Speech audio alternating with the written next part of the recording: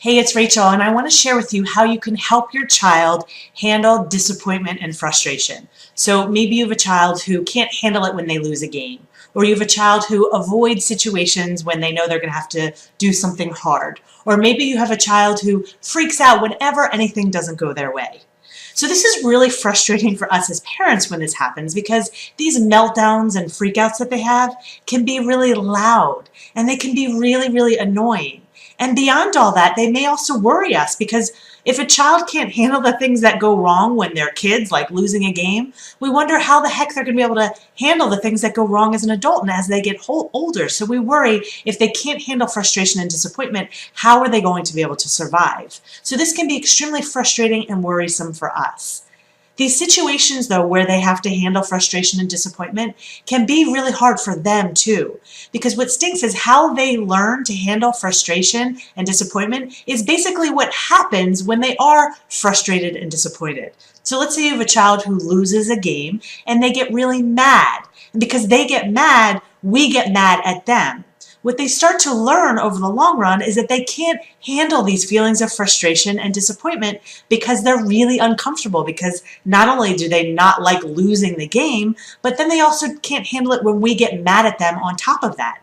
So they sort of create this association between disappointment and frustration and something that they can't handle. So they do start to avoid things that frustrate and disappoint them, and they never get practice knowing that they're going to be okay.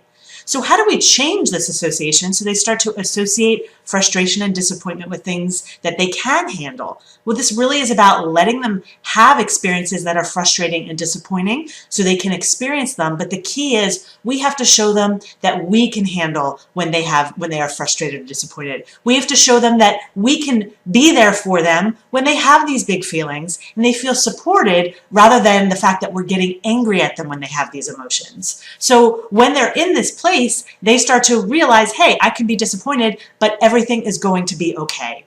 So how are you actually in it with your children in the moment?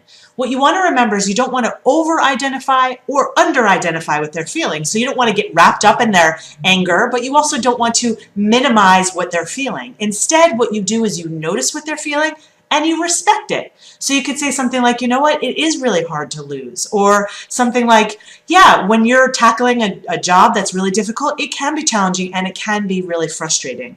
Just notice what they're feeling and respect it.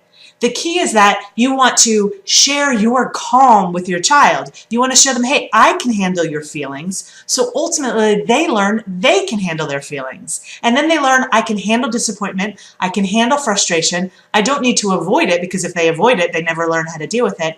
And ultimately, they learn to start taking healthy risks. They may say something like, I can handle disappointment. I've handled it before and I've been fine. So I can try out for, the school newspaper, because if I don't get it, I'm going to be okay. Remember that how we handle their frustration and disappointment teaches them how to handle their frustration and disappointment.